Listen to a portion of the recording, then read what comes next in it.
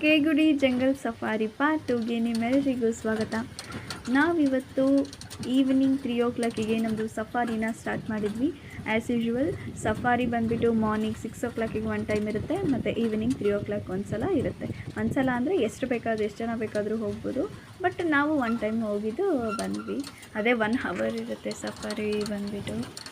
ಹಾಗೆ ಒಂದು ರಿಕ್ವೆಸ್ಟ್, ಯಾರು ನನ್ನ ಚಾನಲ್ಲಿ ಹಾಗೆ ನೋಡ್ತಾ ಇದ್ದೀರಾ, ದಯವಿಟ್ಟು ನನ್ನ ಚಾನಲ್ನ ಸಬ್ಸ್ಕ್ರೈಬ್ ಮಾಡಿ. ಇಷ್ಟ ಆದರೆ ಮಾತ್ರ ಸಬ್ಸ್ಕ್ರೈಬ್ ಮಾಡಿ, ಇಲ್ಲ ಅಂದರೆ ಬೇಡ. ನಾನು ಇವಾಗ ರೀಸೆಂಟಾಗಿ ಯೂಟ್ಯೂಬನ್ನು ಸ್ಟಾರ್ಟ್ ಮಾಡಿರೋದ್ರಿಂದ ನನಗೆ ಇದು ಎಲ್ಲ ಹೊಸದು, ನಾನು ಮಾಡ್ತಾ ಇರೋದಲ್ಲ. ಸೊ ಎಲ್ಲರೂ ಹೀಗೆ ನನಗೆ ಸಪೋರ್ಟ್ ಮಾಡ್ತಾಯಿದ್ರೆ ನಾನು ಡೇ ಬೈ ಡೇ ನಂದು ವೀಡಿಯೋ ಕ್ವಾಲಿಟಿ ಆಗಿರ್ಬೋದು, ಹಾಗೆ ವಾಯ್ಸ್ ಕ್ವಾಲಿಟಿ ಆಗಿರ್ಬೋದು, ಎಲ್ಲನೂ ನಾನು ಡೆವಲಪ್ ಮಾಡ್ಕೊಳ್ತಾ ಹೋಗ್ತೀನಿ. ಲೈಕ್ ಮಾಡಿ, ಶೇರ್ ಮಾಡಿ ಮತ್ತು ಸಬ್ಸ್ಕ್ರೈಬ್ ಮಾಡ್ಕೊಳ್ಳಿ. ನಾನು ಈ ಸಫಾರಿನಲ್ಲಿ ಏನು ಕಾಡನ್ನು ಮಾಮೂಲಿ ಗಿಡ ಪ್ಲ್ಯಾಂಟ್ಗಳು ಬೇಕಾದಷ್ಟು ಇರುತ್ತೆ, ಮರಗಳು ಗಿಡಗಳು. ಬಟ್ ಇಲ್ಲಿ ನೋಡಿ, ಈ ಸೀಬೆ ಮರ ಇದೆಯಲ್ಲ, ಈ ಥರ ಸೀಬೆ ಮರ ನಾವು ಹೋಗೋ ಲೈನಲ್ಲಿ ಕಮ್ಮಿ ಅಂದ್ರೂ ಒಂದು 50 ಮರನಾದರೂ ಇದೆ. ಅದು ಹೇಗೆ ಲೈನಕ್ಕೆ ಅಷ್ಟು ನೀಟಾಗಿ ಬಂದಿದೆ ಅಂತ ನನಗಂತೂ ಗೊತ್ತಿಲ್ಲ. ತುಂಬ ಚೆನ್ನಾಗಿ ಯಾರೋ ಪ್ಲ್ಯಾಂಟೇಷನ್ ಮಾಡಿ ಹೋಗಿದ್ದಾರೆ ಅನ್ಬೇಕು, ಅಷ್ಟು ಚೆನ್ನಾಗಿದೆ. ಇವಾಗ ಸೀಬೆ ಹಣ್ಣಿಂದು ಸೀಸನ್ ಇರೋದ್ರಿಂದ ಆಲ್ಮೋಸ್ಟ್ ಎಲ್ಲ ಮರಗಳಲ್ಲೂ ತುಂಬ ಹಣ್ಣುಗಳು ಬಿಟ್ಕೊಂಡು ತುಂಬ ಚೆನ್ನಾಗಿತ್ತು.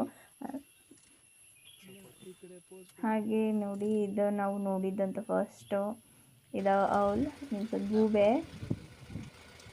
ಎಲ್ಲೂ ನೋಡಲಿಕ್ಕೆ ಡೈರೆಕ್ಟಾಗಿ ಆಲ್ಮೋಸ್ಟ್ ನಮಗೆ ಊರುಗಳಲ್ಲಿ ಸಿಗಲ್ಲ. ಇಲ್ಲಿ ಅದು ಸ್ಪೆಷಲ್ ಒಂದು ರೀತಿ. ಕಾಡೊಳಗಡೆ ಹೋಗಿ ಏನೋ ಒಂದು ಸಣ್ಣ ಬರ್ಡ್ ನೋಡಿದ್ರು.